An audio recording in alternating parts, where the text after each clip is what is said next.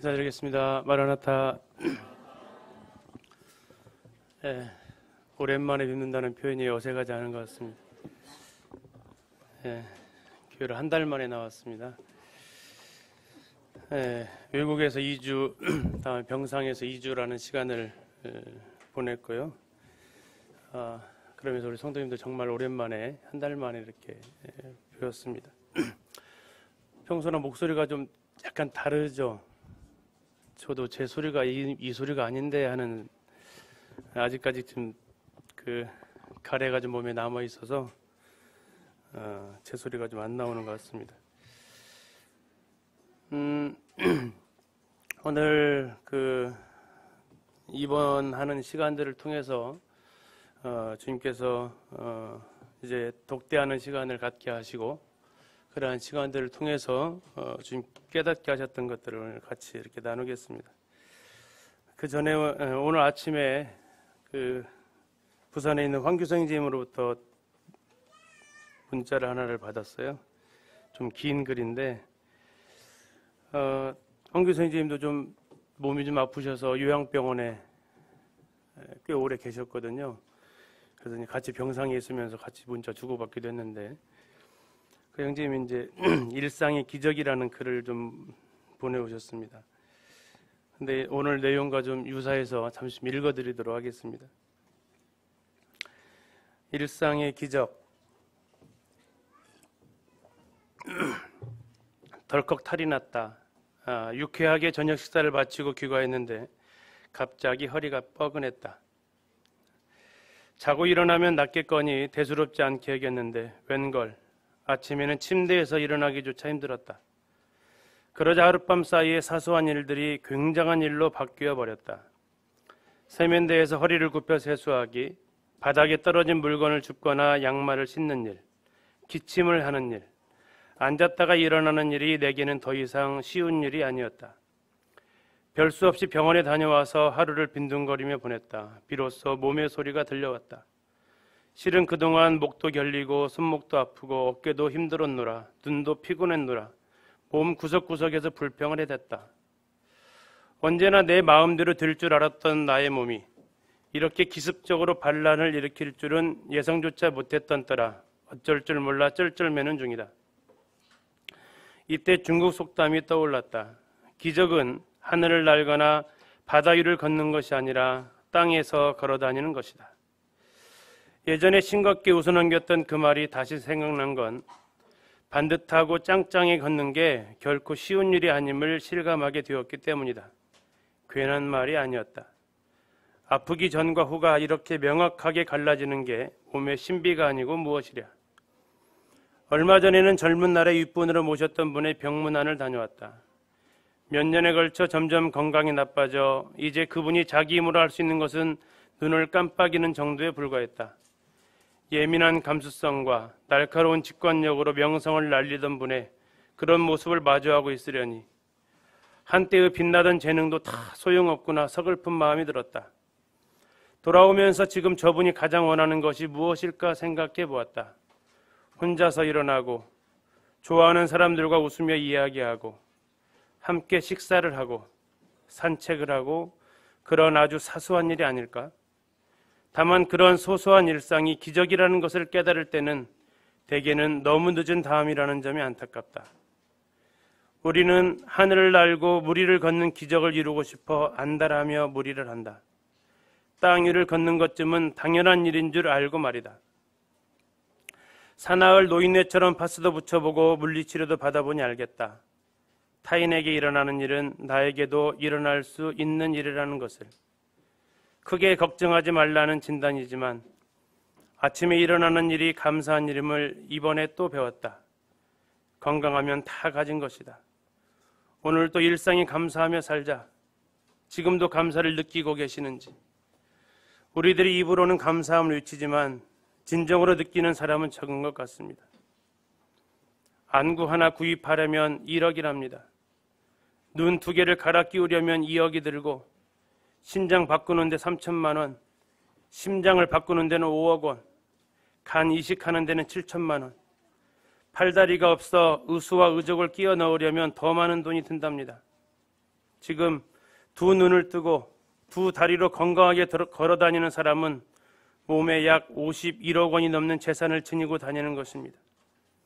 도로 한가운데를 질주하는 어떤 자동차보다 비싸고 훌륭한 두 발로 자가용을 가지고 세상을 활보하고 있다는 기쁨을 우리는 잊지 말아야겠습니다. 그리고 갑작스런 사고로 앰뷸런스에 실려갈 때 산소호흡기를 쓰면 1시간에 36만 원을 내야 하며 눈, 코, 입 가지고 두 다리로 걸어 다니면서 공기를 공짜로 마시고 있다면 하루에 860만 원을 버는 셈입니다. 우리들은 51억짜리 몸에 하루에 860만 원씩 공짜로 받을 수 있으니 얼마나 감사한 일인가요? 그런데 왜 우리는 늘 불행하다고 생각하는가? 그 이유는 욕심이 많아서 그렇겠지요. 감사하지 못하는 사람에게는 기쁨이 없다고 합니다. 기쁨이 없다는 이야기는 결국 행복하지 않다는 말이겠죠. 감사하는 사람만이 행복을 움켜쥘 수 있고 감사하는 사람은 행복이라는 정상에 이미 올라가 있다고 생각합니다. 오늘부터, 지금부터 숨 쉴 때마다 감사기도 드려야겠습니다. 이거 황희재님 직접 쓴 글은 아니지만 같이 이렇게 나누면서 참 감사가 되었습니다. 하루에 얼마를 벌고 계신다고요? 산소호흡기만 안 붙이고 있어도 860만 원을 벌고 계신다고요. 그 일상이 평범한 하루의 일상이 감사라는 것을 우리는 참 모르고 지내는 것 같습니다. 그런데 일상이 특별한 일이 될 때 우리는 일상이 참 감사하구나라는 그런 것들을 보게 됩니다. 전에도 생각했던 것이 자동차 사고 날 뻔했는데 주님이 지켜주셨어. 이게 감사한 일인가요? 아니면 그런 것을 안 당하는 게 감사한 일인가요? 사실은 안 당하는 게 감사한 일이잖아요.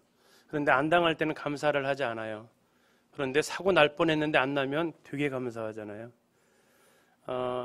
이번에 아까 솔릭 태풍 얘기했지만 태풍 안 올 때 온다고 하니까 안 올 때가 감사했잖아요. 근데 안 올 때는 태풍이라도 와라 이런 얘기하고 있다가 온다고 하니까 제발 조용히 지나가라. 왜 그럴까요? 그건 아마도 우리가 일상에서 감사를 느끼지 못하고 있기 때문이 아닌가 싶습니다. 아무 일 없다라는 거, 흔히 말하는 안녕하세요라는 거죠. 이것이 참 감사하다라는 것들을 생각하게 됩니다. 15박 16일 병상에 이렇게 있어 보니까요. 참 일상으로 할 수 있는 것들이 얼마나 감사한지, 건물 밖을 나갈 수 있다라는 것이 얼마나 간절한지 이런 것들을 새삼스럽게 느낄 수 있는 귀한 시간이 되었습니다. 전에 소원이 하나 있었다면 병원에서 좀 쉬었으면 좋겠다 하는 소원이 있었습니다. 왜 그러냐면요. 핑계가 되니까. 소영이제 일요일날 여행 갔대. 그러면 욕 얻어먹잖아요. 그죠? 대놓고는 욕 안 하실 줄 몰라도 형제가 지금 타락했어. 그런 얘기 하실 텐데.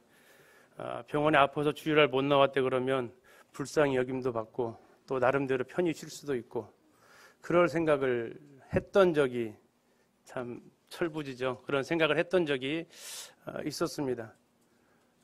어쩌면 그 많은 일꾼들이 일반 교단의 목사들은 안식년을 갖는데 모임에 많은 일꾼들은 안식년이라는 것을 누릴 수조차가 없는 상황이죠.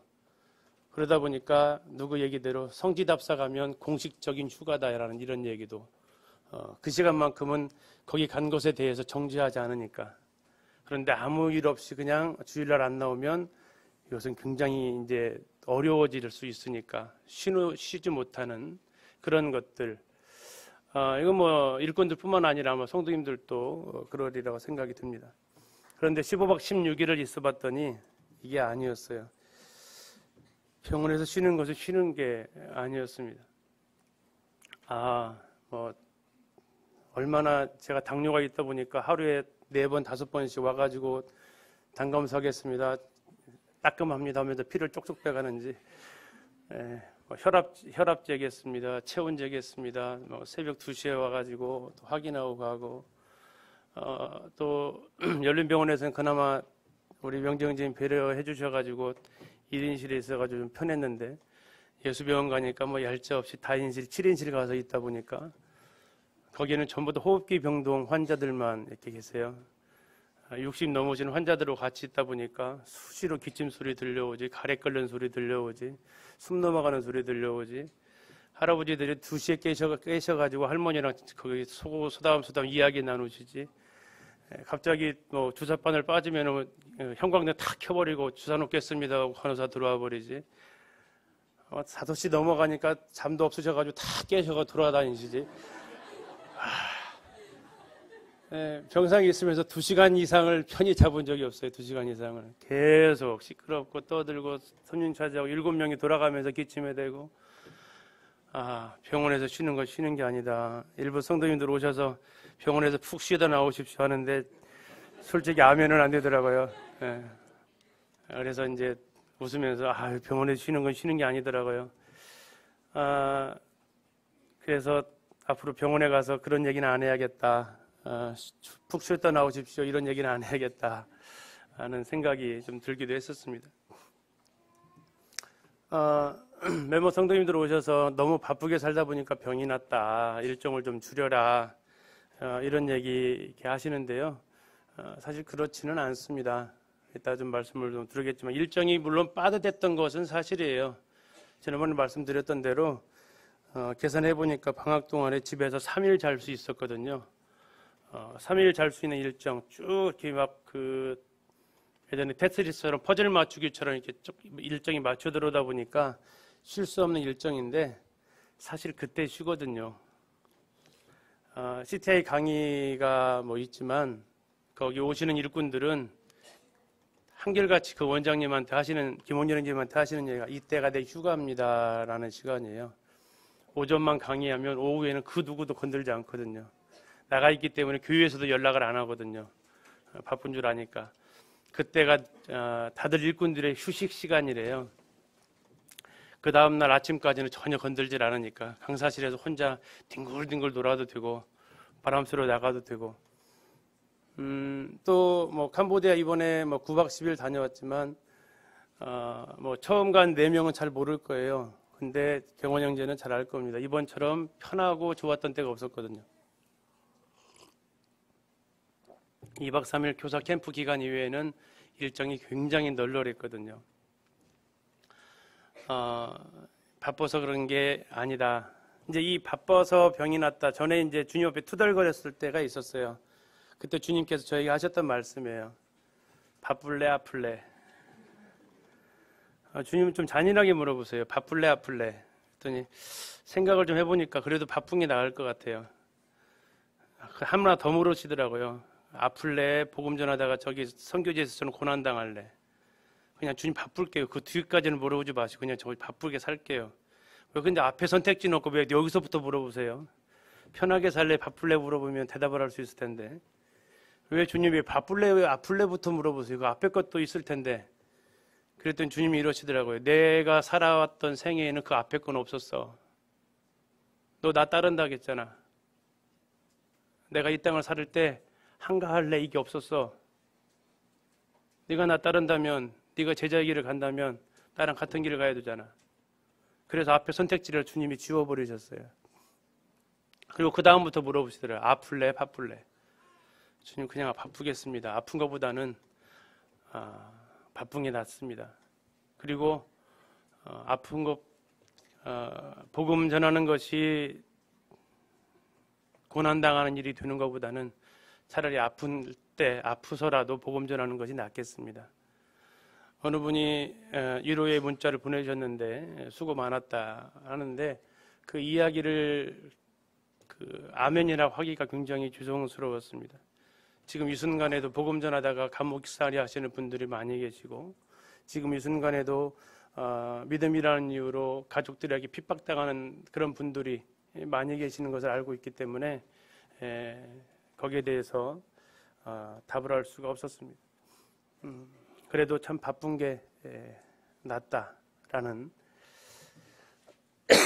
그리고 이제 병상에 누워 있으면서 하나님 실수하지 않으신 거죠? 왜냐하면 제가 앞으로 누워 있으면서 일들이 굉장히 차질이 많이 생겨났거든요. 적어도 제가 직접 관여해야 되는 일들 3개가 펑크가 나다 보니까 하나님 저 아픈 것은 괜찮은데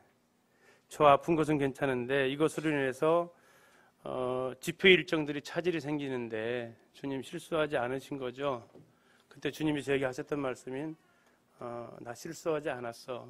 나 너 아프게 한 거 실수한 거 아니야. 그래서 주님한테 이제 독대하면서 물었습니다. 주님, 그러면 이게 왜 실수가 아니신지, 이런 아픔의 시간을 제가 지내야 되는 이유가 무엇인지 주님 알려주십시오라고 이렇게 침대에 누워서 주님하고 이렇게 1:1 독대하는 시간들을 가질 수 있었습니다. 그런 시간들을 통해서 주님께서 주셨던 교훈들을 좀 같이 나누는데요. 찬양을 같이 한 곡, 우리 찬송가에는 없기 때문에 좀 들어보시면서, 제목은 하나님은 실수하지 않으신다네 라는 찬양입니다. 아시는 분들은 같이 불러주셔도 좋겠고요.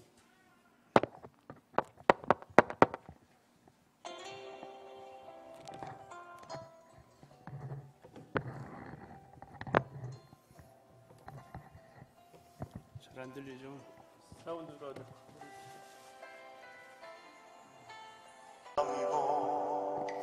가슴 아파도 내 마음속으로 여전히 기뻐하는 까닭은 하나님은 실수하지 않으심일세. 내가 세운 계획이 혹 빗나갈지 모르며 나의 희망 덧없이 쓰러질 수 있지만 나 여전히 인도하시는 주님을 신뢰하는 까닭은 주께서 내가 가야 할 길을 잘 아심일세.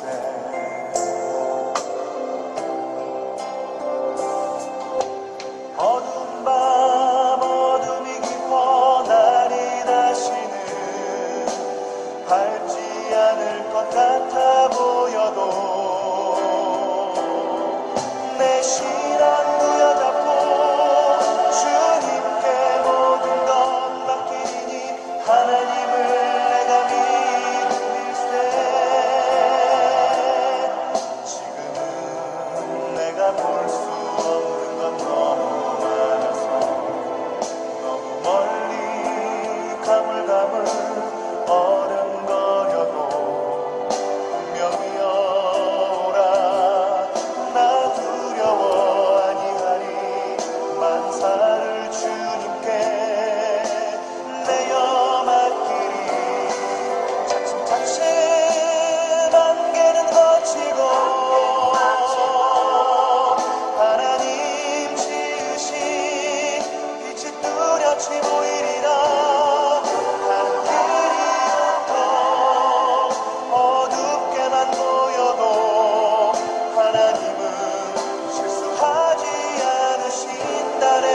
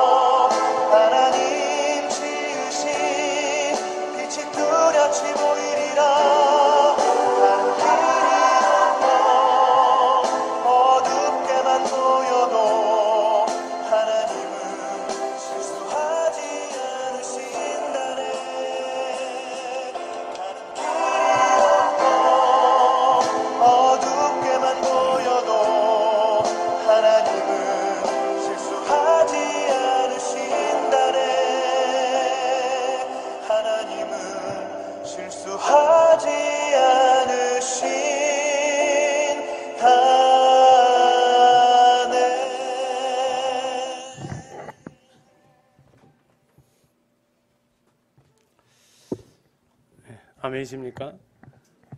하나님 실수하지 않으신가요?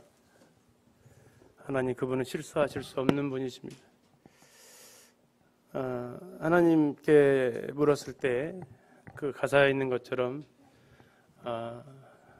당시에는 정말 알 수 없었던 상황이었지만 차츰차츰 그 안개가 걷히고 하나님께서 이 일을 허락하신 뜻을 주님께서 보여주시고 그때 주님 앞에 무릎을 꿇을 수밖에 없었고 하나님 실수하지 않으셨습니다. 하나님 당신은 온전하십니다. 라고 이렇게 고백할 수밖에 없었습니다.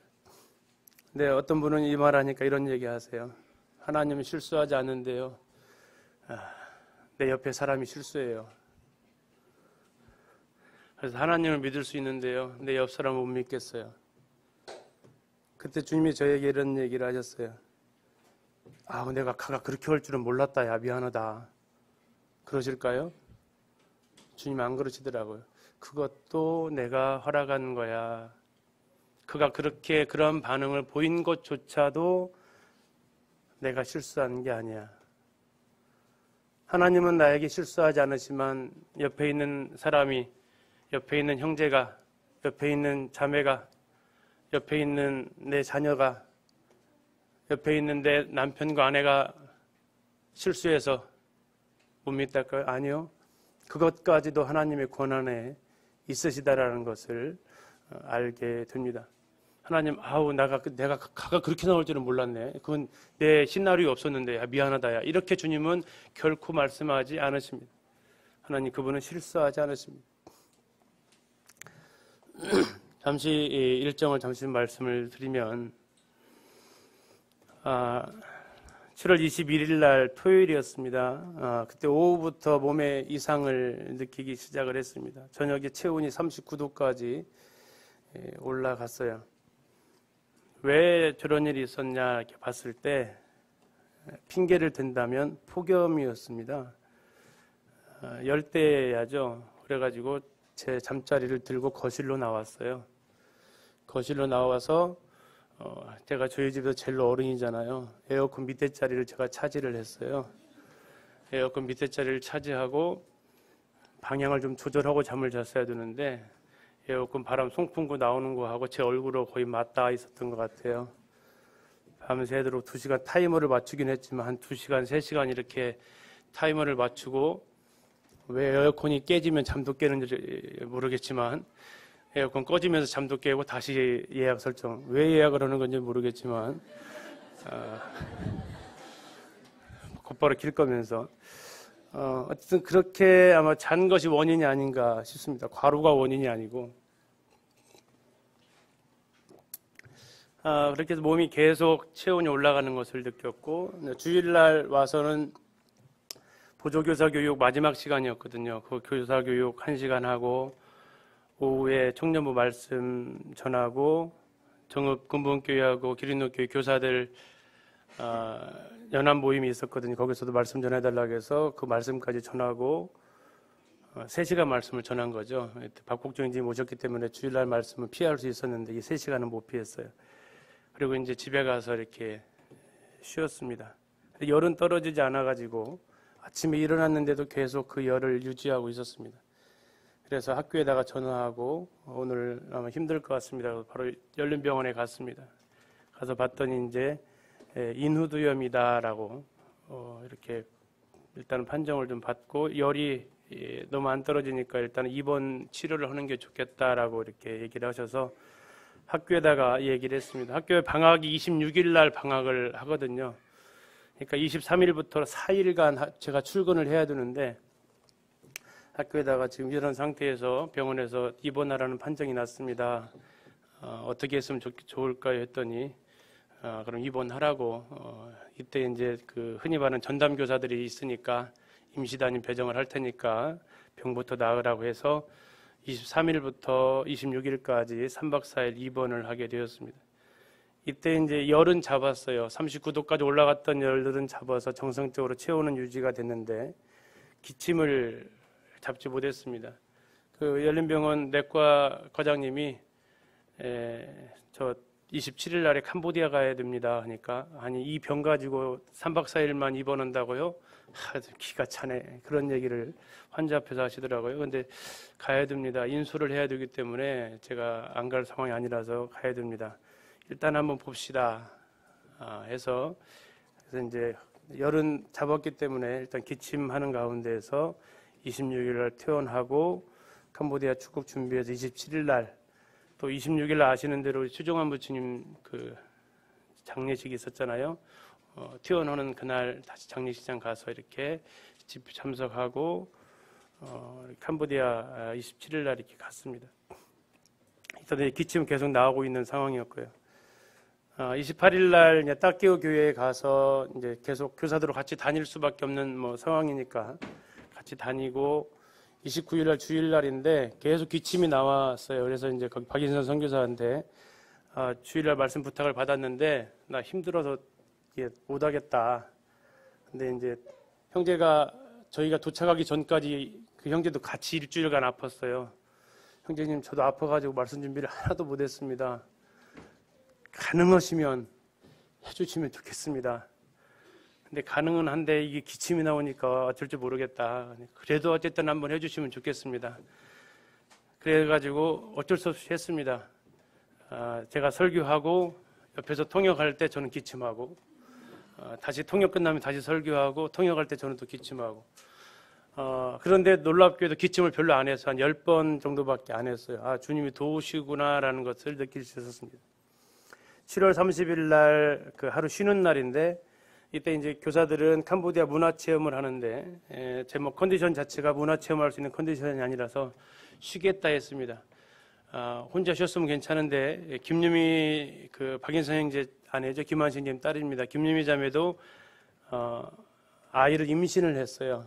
지금 셋이 있는데 넷째를 임신을 해가지고 약을 못 먹고 같이 아팠어요. 그 가족 전체가. 그리고 자매도 같이 이렇게 돌아다닐 수 있는 형편은 안 되고 같이 쉬겠다고 하셔서 저랑 같이 이렇게 쉬었습니다. 근데 캄보디아를 10년에 걸쳐서 5번을 갔지만 자매랑 교제한 적은 처음 갔을 때 잠깐 교제한 것밖에 없었어요. 그래서 이것저것 또 이렇게 교제를 또 하게 됐습니다. 쉬는 카페 들어가는 곳마다 가서 자매랑 이런저런 얘기 하게 되니까 말을 안 했어야 되는데 또 교제를 하다 보니까 이렇게 자매 혼자 얘기할 수 없잖아요. 같이 이렇게 하다 보니까 쉼이 안 되고 근데 영적으로는 좋았어요. 자매에 대해 교제할 수 있어서 어쨌든 그랬습니다. 7월 31일 날부터 8월 2일까지 교사 캠프가 시엠립에 있어서 푸놈펜에서 시엠립까지 미니버스 타고 5시간 반에서 6시간 이동을 해야 됩니다. 그래서 아침 일찍 그 차를 타고 시엠립으로 이동을 했고 이동해가지고 이제 그날 저녁 말씀 4시간을 전해야만 했습니다. 이것은 누가 대타로 세울 수 있는 상황이 아니었기 때문에 또 이 브레이크 닦고처럼 저 못하겠습니다라고 말할 수 있는 상황이 아니었고요. 8개 교회에서 약 50명의 교사들이 3년에 걸쳐서 이 시간을 기다리면서 왔기 때문에 할 수밖에 없었습니다. 그래서 이제 4시간 동안 역시 동일한 방식으로 설교하고 통역할 때 기침하고 설교하고 통역할 때 기침하고 이것을 4시간에 걸쳐서 31일 날 가던 날 바로 이렇게 하게 되었고 8월 1일 날은 그때 3시간 했네요. 3시간. 다음에 8월 1일 날은 4시간에 걸쳐서 또 그렇게 동일하게 이렇게 설교를 해야만 했습니다. 그리고 나서 이제 8월 2일 날 캠프가 딱 끝났는데 8월 3일 캠프가 딱 끝난 그 다음 날 아침에 우리 형제들 자매들끼리 모여서 큐티 나눔을 하는데 목소리가 진짜 안 나왔어요. 소리를 지르는데 소리가 자체가 안 나오고 괜찮아 이제 큐티하자 이렇게 이 정도 소리밖에 안 나오는 거예요. 제 생애 처음이었어요. 보통 제가 그 학교 다닐 때 그 한 600명, 700명을 운동장에서 마이크 없이 아이들 줄 세웠거든요. 열중제 차례 앞으로 나란히 기전해가지고 700명 정도는 이렇게 이 육성으로 다 해냈는데 소리가 그렇게 안 나오니까 정말 낯설기도 하고 이런 상황을 좀 경험하게 됐어요. 그래서 그 시간부터는 이제 좀 제 다음 일정인 CTI를 위해서 목소리를 거의 내지 않도록 이렇게 했습니다. 그리고 교제할 때는 정말 목에 최대한 대로 부담을 주지 않는 흔히 말하는 귓속말 수준 이렇게 교제를 했는데 거기 조동현 형제님 자매님이 같이 이렇게 교제를 하는데 그러시더라고요. 형제님 제 남편도 저한테 속삭이지 않는데 형제님이 저한테 속삭여 주셔서 너무 좋은데요. 그런 얘기를 하시더라고요. 하여튼 이 아픈 소리로도 위로줄 수 있었다는 것이 감사하고요. 8월 4일 날 푸놈펜으로 이동을 했습니다.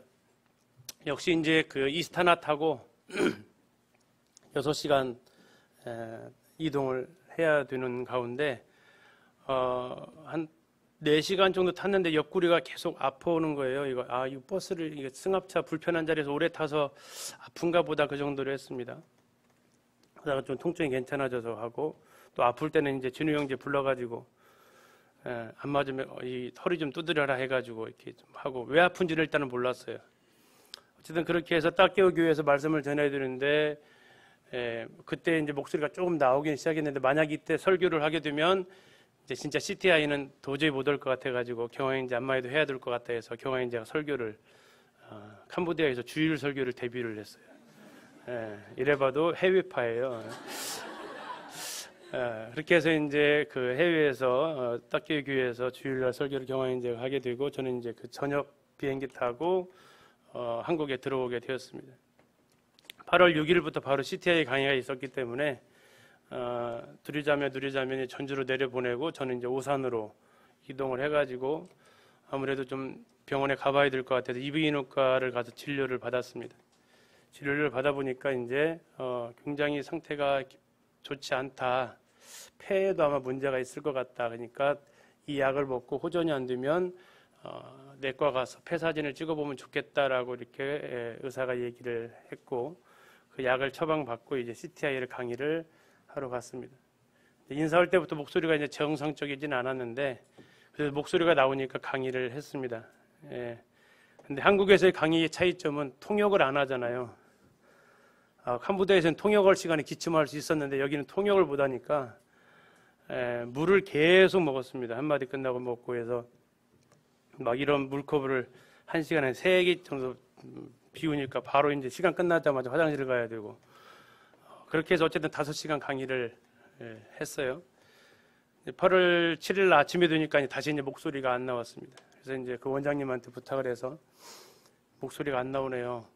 혹시 가능하시면 작년에 제가 와서 강의했던 녹화 분량을 좀 틀어주시면 감사하겠습니다. 하니까 뭐 목소리 들어보면 아시니까 또 김은현 원장님 아시잖아요. 오셔가지고 그 일주일 전에 갑상선 수술 받으셨기 때문에 그 목에 대한 것은 또 잘 아시니까 이해해 주셔서 그렇게 하자. 그래서 이틀간은 얘기하지 말고 쉬어라. 그리고 이틀간 쉬면서 좀 상태를 보자 하셔서 감사합니다. 이틀간 정말 CTI에서 편히 쉬었어요. 거기 있는 분들 성도님들이 막 그 도라지차 갖다 주시고 뭐 따뜻한 물 갖다 주시고 이렇게 사랑을 받으면서 쉬었는데 그 호전이 되지 않았습니다. 8월 8일 날 이렇게 저녁밥 먹고 좀 쉬고 있는데 막 옆구리하고 복부 통증이 막 고통이 오는데 정말 침대를 긁었어요. 아파가지고 너무 아파가지고 그러다가 지쳐가지고 자다가 또 아프면 또 깨가지고 또 고통하고 이 미련퉁이가 그냥 119라도 불러서 병원에 갔어야 되는데 그런 생각도 못할 정도로 혼자 있다 보니까 아프고 괜히 화장실 가서 힘만 주고 이거 화장실을 오랫동안 안 가서 이게 그런가 해가지고 했는데 아무리 힘줘도 아무런 변화도 없고 밤새도록 긁다가 이제 그 저녁에 대구 강습회 11일 날 있었던 대구 강습회는 전화 연락해서 9월로 좀 옮깁시다 해서 옮기게 되고 전청 그 전국 청년 캠프도 13일부터 캠프가 있는데 내려오면서 그 스텝 형제님들한테 만일의 사태에 준비를 해 주십시오. 제가 최대한 병원에 가서 진료해봐서 나오면 가겠지만 혹시 모르겠습니다라고 이렇게 연락을 드리고 그 다음날도 목소리가 이렇게 잘 나오지 않고 너무 아파가지고 연락을 그 CTI에다 말씀을 드렸더니 얼른 내려가라고 하셔서 8월 9일 날 전주로 내려와서 열린병원에 갔습니다. 그래서 폐 사진을 찍어봤더니 명정님이 폐렴 판단을 하셔서 바로 입원해야 된다. 수치가 정상의 약 30배 정도의 수치 정도 올라가 있다라고 얘기를 했습니다. 그 얘기 듣고 이게 입원을 하겠는데 13일 날 전국 청년 캠프를 갈 수 있어요, 없어요? 물어봤죠. 그랬더니 지금으로서는 뭐라고 말씀드릴 수 없고 일단 입원하고 치료해 보자고 이렇게 얘기를 하고 근데 8월 10일 날 다시 이 옆구리 통증이 다시 온 거예요. 너무 아파가지고 정말 너무 고통스러워서 명재님한테 전화를 했더니 CT를 찍어보자고.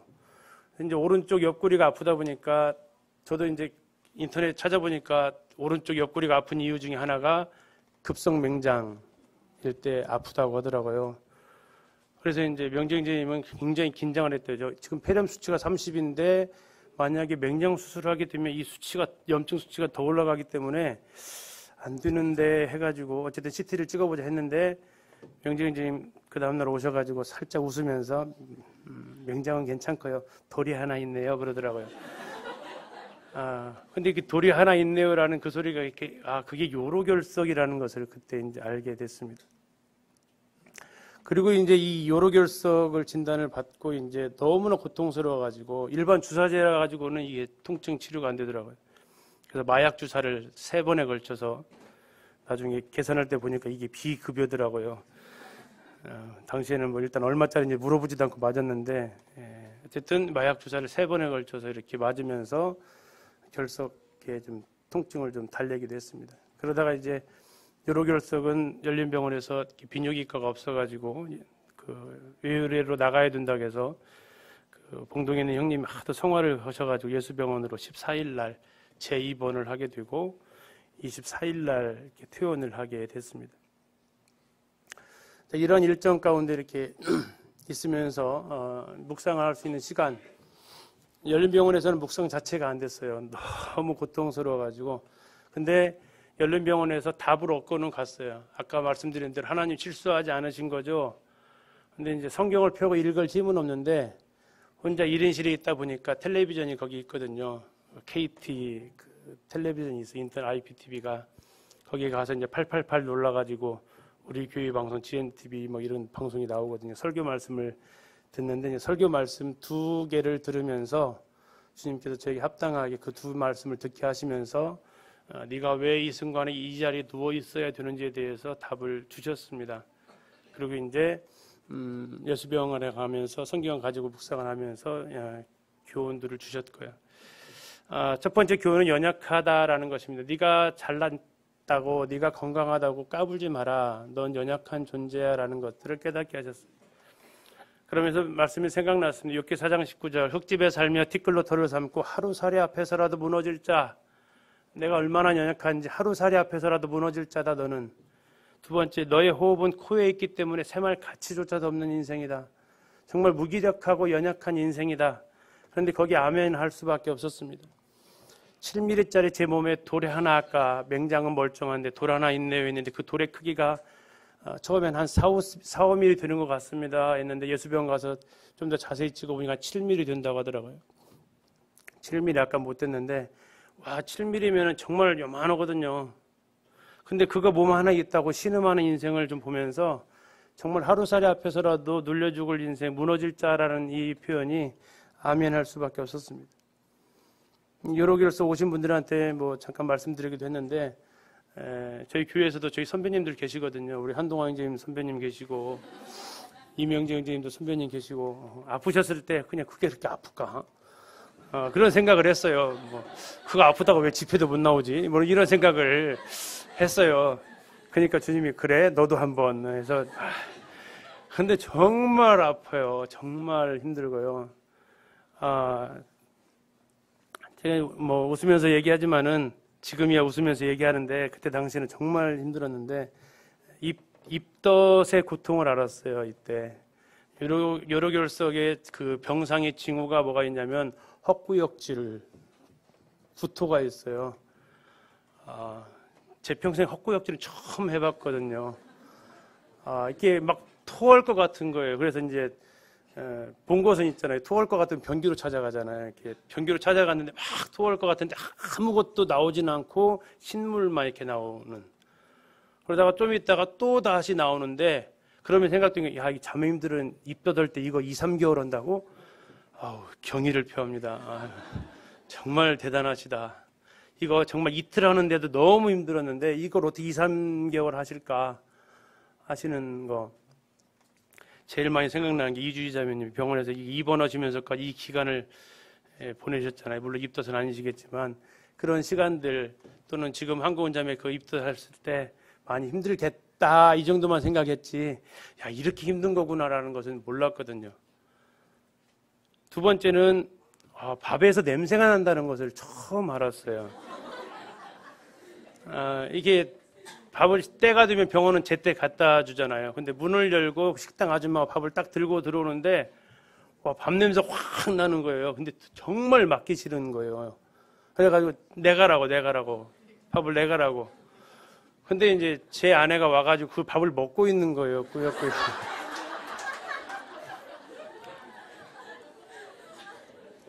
이거 미안해요. 근데 그게 왜 이렇게 얄미워요? 난 냄새나 죽겠는데 그걸 그냥 나가서라도 먹으면 좋겠는데 그거 그 자리에서 그걸 먹고 있는 거예요. 야, 밥에서 냄새 나는구나. 전에는 전혀 몰랐었는데 이 입덧이 이런 거구나라고 이렇게 좀 알게 됐습니다.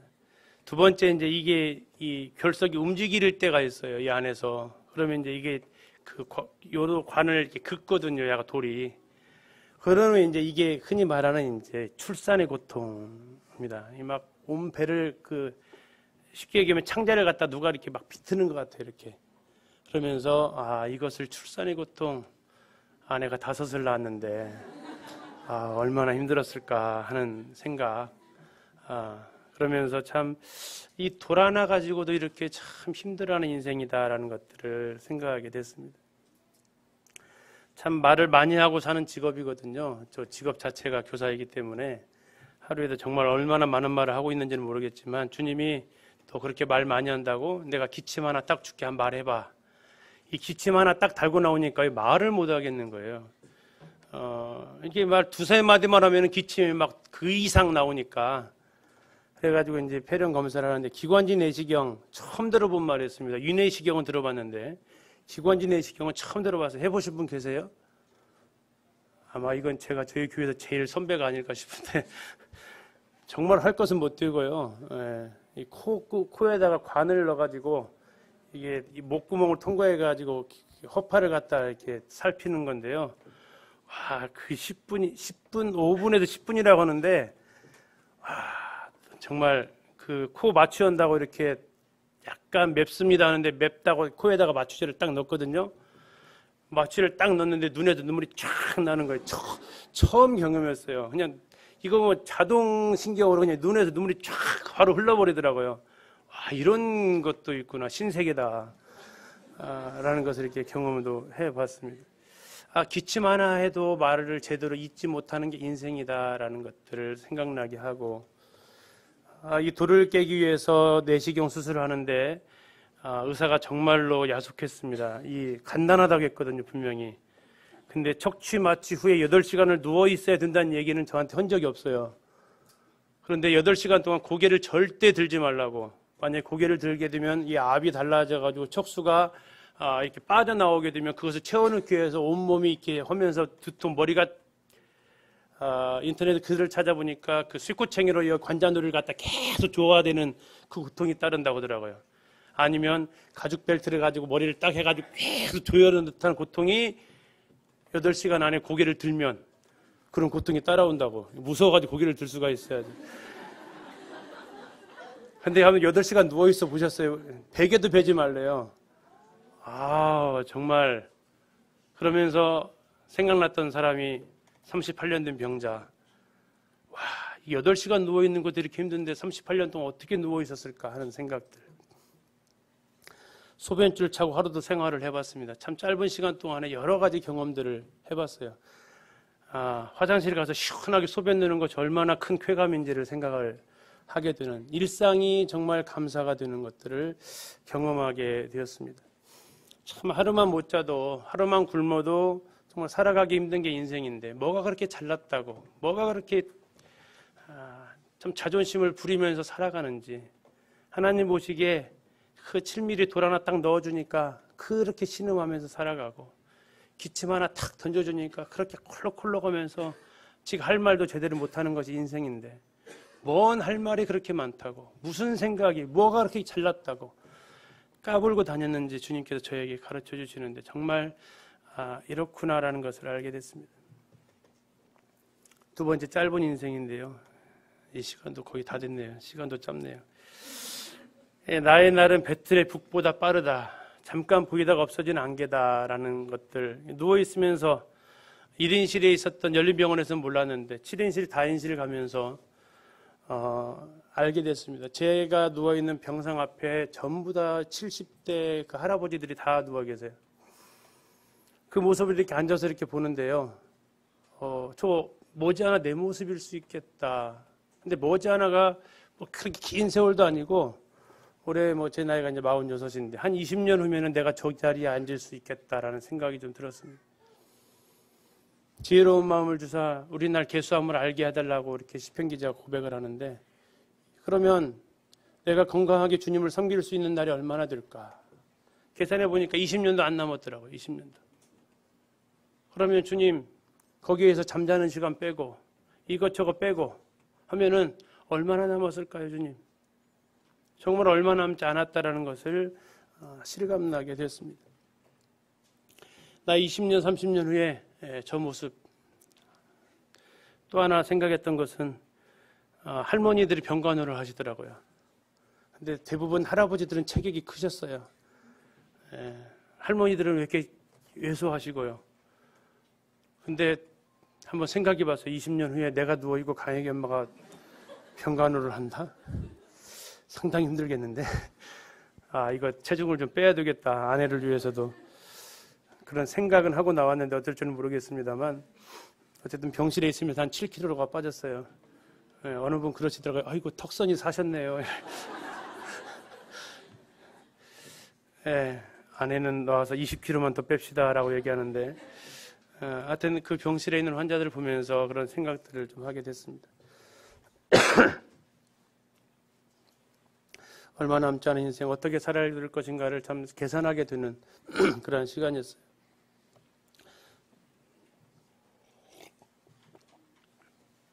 세 번째는 성도의 사랑과 격려의 힘이었습니다.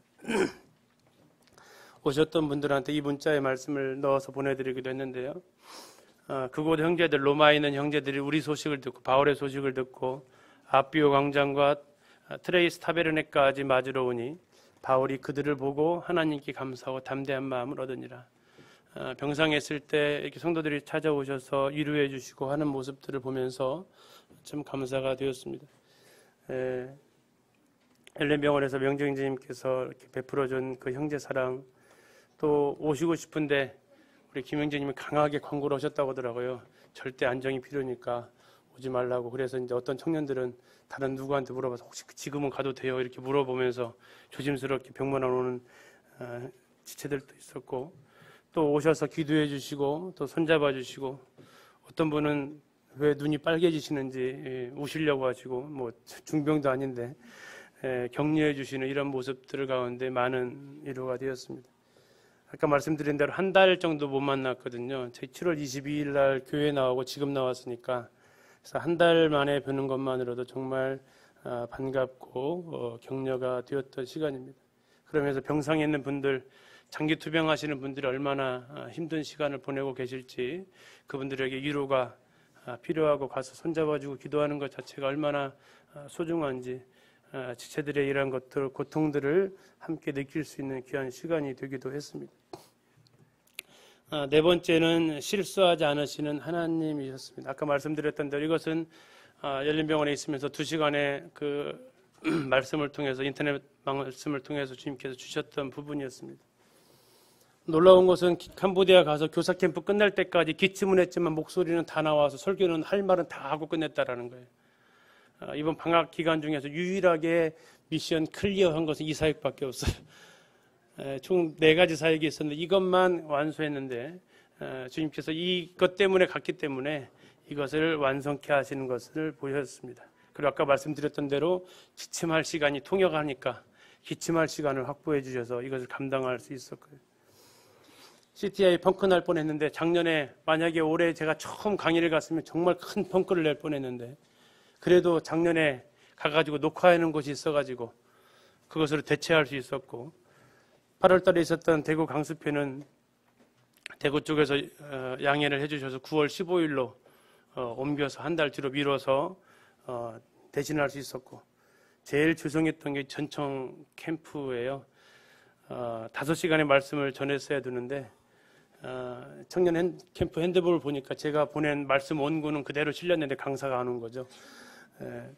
걸작스럽게 한 4일 만에 부탁을 드렸는데 그때 이제 윤경기 형제님하고 전석 형제님께서 3시간, 2시간 이렇게 분담하셔가지고 말씀을 대신 전해주시는 그러면서 이제 그 시간 동안에 주님께서 저에게 들려주셨던 4가지 음성이 있었습니다. 첫 번째는 하나님의 주권을 인정하라는 거였습니다. 놀랍게도 여기에 대해서 전혀 마음이 불편하지가 않았어요. 이거 못 가는 것에 대해서. 어떤 분들은 굉장히 마음이 불편하실 텐데요. 근데 전혀 안 불편했어요. 제 힘으로 해볼 수 있는 상황이 아니었기 때문에 주님께서 여기에 대해서 분명히 말씀을 또 주셨기 때문에 사람의 마음으로 자기의 길을 계획할지라도 그 걸음을 인도하시는 분은 하나님이시다. 걸음을 인도하는 건 하나님입니다. 네가 일정 짰냐? 사실 주님 제가 안 짰어요. 전부 다 일정이 짜서 들어왔지. 제 이것 중에서 4가지 일정 중에서 제가 짜가지고 들어간 일정은 단 하나도 없었거든요. 주님 제가 안 짰는데요. 다른 분들이 짰더라도 사람이 짰더라도 그러나 그 걸음을 인도하는 건 내 권한이다라고 주님 가르쳐 주셨습니다. 두 번째 잠언 3장 5절을 통해서 너는 범사의 그를 인정하라. 범사의 하나님을 인정하는 거 이렇게 되어진 것에 대해서 불평하지 말아라. 이렇게 되어진 것에 대해서 원망하지 말아라. 하나님께서 하셨다. 하나님이 하셨다. 거기에 대해서 감사해라 했을 때 정말 감사하고 싶어서 감사하는 게 아니라 정말 감사가 되었습니다. 세 번째는 하나님께서 저에게 경고를 하신 측면이 있었습니다. 사사기 14장 9절에 보면 삼손 이야기가 나옵니다. 삼손이 그 사자를 죽이고 그 사자에게서 꿀을 취합니다. 그리고 그것을 부모님한테 갖다 드려요. 사사기 14장 9절에 보면 그러나 그 꿀을 갖다가 부모에게 드리면서 이 꿀을 어디서 가져왔는지는 이야기하지 않았다라는 말씀이 나옵니다. 그 방송 설교를 듣는데 그 분이 이제 이 말씀을 하면서 이 얘기를 하시는 거예요. 그때 만약에 삼손이 들켰더라면 시체에서 가져온 꿀이라는 것을 그가 자백했더라면 아니 시체에서 가져온 꿀이라는 것을 누군가에게 들켜서 그 사실이 알려졌더라면 삼손은 거기에서 이제 더 나아가지 않을 수 있었다. 그러나 그 순간에 삼손은 자기가 한 행동을 숨겼고 그것을 들키지 않으니까 그 행동을 그는 계속해서 괜찮다고 생각하고 밀고 나갔다. 왜? 그 이후에도 계속해서 그는 힘을 떨칠 수 있었거든요. 우리의 사역하는 데 있어서 초심을 잃어버리고 네가 사역하는 데 있어서 초심을 잃어버리고 네가 사역하는 데 있어서 이것쯤이야 라고 했던 그런 행동, 그런 생각, 그런 말들 네가 거기서 들키지 않았기 때문에 네 속마음을 들키지 않았기 때문에 그리고 네 속마음을 네가 고백하지 않았기 때문에 남들은 모를 것이야 라고 했던 그걸 네가 계속해서 품고 나아간다면 너는 삼손과 동일한 운명을 맞이할 것이다. 하나님께서 저에게 엄중한 경고를 하시는 시간이었습니다. 비록 사람에게는 들키지 않았을지라도 비록 네 입으로 토설하진 않았을지라도 그 네가 행했던 그 장면을 하나님은 다 보고 계셨고 네 그 마음의 중심을 하나님은 다 지켜보고 계신다. 비록 일순간에 어떤 능력을 발할 수 있을지는 몰라도 그러나 그것은 결국 네가 사망의 길로 계속해서 가는 길이다. 들키지 않았다고 해서 네가 말하지 않았다고 해서 하나님도 모른다고 생각하지 말아라. 하나님 엄중히 경고하시는 시간이었습니다. 두 번째는 하나님께서 로마서 14장 그 설교를 쭉 통해서 네가 지금 필요한 것은 침묵이다. 너에게 네가 배워야 될 것은 네 주장을 말하는 시간이 아니고 네가 옳다고 생각했던 것을 떨쳐 그것을 주장하고 그것을 설득시키는 시간이 아니고 너는 이제 잠잠하게 들어야 된다. 솔로몬이 듣는 마음을 구했던 것처럼 너는 성도들의 소리를 들어야 된다. 네가 말할 시간이 아니고 지금 너는 들어야 될 시간이다. 그러하기에 CTI 일정부터 청년 캠프 일정까지 네가 계속해서 말해야 될 위치가 있었지만 이제는 너는 지금 입을 다물고 이제는 나의 소리를 듣고 나의 음성을 듣고 성도들의 소리를 들어라. 지금은 네가 침묵할 시간이다. 그래서 내가 이 일을 너에게 허락했다. 정말 목 빼놓고는 다 멀쩡했거든요. 물론 여러 결속 하나 있었지만 나머지는 정말 멀쩡했거든요. 의사들도 이상하게 생각하는 것이 폐렴 수치가 30이 되는데 열이 안 나요. 이거 좀 이상하다. 제가 생각해도 이상해요. 폐렴은 보통 열을 동반하는데 열이 안 나요.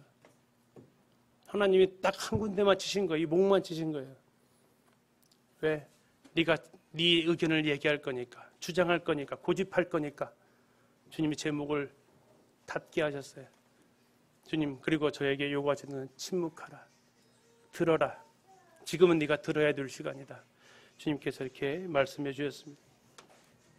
마지막으로 우리가 알거니와 하나님을 사랑하는 자 곧 그의 뜻대로 부르심을 입은 자들에게는 모든 것이 합력하여 선을 이루느니라는 로마서 8장의 말씀을 주님께서 주셨습니다. 8장에 보니까 하나님을 사랑하는 자, 그가 누구냐면 곧 하나님의 뜻대로 부르심을 입은 자들이라고 말하고 있습니다. 하나님을 사랑하는 자, 하나님 사랑하신가요? 근데 그 하나님을 사랑하는 자를 누구라고 표현하고 있냐면 하나님의 뜻대로 부르심을 입은 자들입니다. 하나님의 주권으로 선택되어진 자들이에요.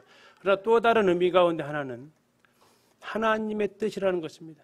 하나님을 사랑하는 사람은 하나님의 뜻이 이루어지기를 바라는 사람이에요. 하나님을 사랑하는 사람은 내 뜻을 이루어 달라고 주장하는 사람이 아닙니다. 하나님을 사랑하는 사람은 내 뜻을 포기한 사람이에요. 하나님을 사랑하는 사람은 하나님의 뜻이 온전히 이루어지고 온전히 세워지기를 바라는 것이 하나님을 사랑하는 자라고 하셨어요. 하나님을 사랑하는 자, 곧 그의 뜻대로 부르심을 입은 자들. 우리가 일어나는 일들, 하나님 실수하지 않으시는데요. 왜 우리가 보기에 하나님이 실수하는 것처럼 보일까요? 왜 성도들이 나에게 너무나 이렇게 하는 것처럼 왜 그렇게 여겨질까요? 그것은 하나님의 뜻대로 부르심을 입은 게 아니라 내 계획이, 내 생각이, 내 뜻이 관철되어지고 이루어지기를 바라는 그런 마음이 있었기 때문에 이 자체가 그 다음 것이 이루어지지 않다고 주님께서 저에게 음성을 들려주셨습니다. 정말 네가 나를 사랑하면, 정말 네가 나를 사랑한다면 네 뜻대로가 아니라 하나님의 뜻대로 되기를 네가 바라야 된다. 그렇게 들은 사람들에게 하나님께 약속하신 것은 모든 것이 합력하여 선을 이룬다 하셨습니다. 모든 것이 합력하여 선을 이룬다라는 그것을 우리 가지고 있는 성경 나눠주를 보시면 다른 표현은 이렇게 되어져 있습니다. 하나님이 모든 것을 합하여 선을 이루시느니라. 하나님이 모든 것을 다 합해가지고 선을 이루어내십니다. 왜요? 그분은 선하신 분이기 때문에요. 하나님은 선하신 분이시기 때문에, 또한 하나님은 그 선을 이루실 수 있는 능력을 가지고 계시기 때문에 아무리 선하다 하더라도 그 능력이 없으면 악을 선으로 바꿀 수 없거든요. 우리가 생각하기에 절망을 희망으로 바꿀 수 없거든요. 그런 하나님은 그러한 능력을 충분히 가지고 계시고 그분은 그만큼 선하십니다. 우리가 아까 찬양 가사를 같이 불렀지만 전에 그 찬양 가사를 많이 묵상하던 때가 있었어요. 내가 걷는 길이 혹 굽어도는 수가 있고 나는 직진으로 가고 싶은데 주님이 자꾸 돌리실 때가 있어요. 내가 세운 계획이 무너질 수가 있어요. 이렇게 하려고 했던 것들을 전부 다 내려놓게 하는 이번처럼. 그런데도 불구하고 하나님은 실수하지 않으십니다. 아까 말씀드렸던 대로 하나님은 실수 안 하시는데 형제 자매들이 실수 아니요. 하나님은 그것까지도 전부 다 계획 가운데 넣어두시고 선을 이루어 가십니다. 여기에 대한 확신이 우리가 있기를 바랍니다. 그것은 내 뜻대로 이루어지는 것이 아니라 하나님의 뜻대로 이루어지기를 바라는, 하나님을 사랑하는 우리 기린노교회 성도님들에게 해당이 되어질 것입니다. 병상에 있으면서 성도님들을 보여주신, 기도해 주시고 격려해 주시고 또 위로해 주신 그 사랑에 다시 한번 감사를 드립니다. 또 우리에게 가장 좋은 것으로 늘 채워주시고 인도하신 그분의 이름 앞에 또한 영광을 올려드립니다. 처음에 읽어드린 글처럼 참 우리에게는 평범한 일상이지만 어느 순간 그것이 특별한 일이 되는 날, 우리가 평범한 일상을 감사하지 못했던 것을 후회하지 말고 오늘 이 순간 860만 원 벌고 계시잖아요. 51억짜리의 몸에.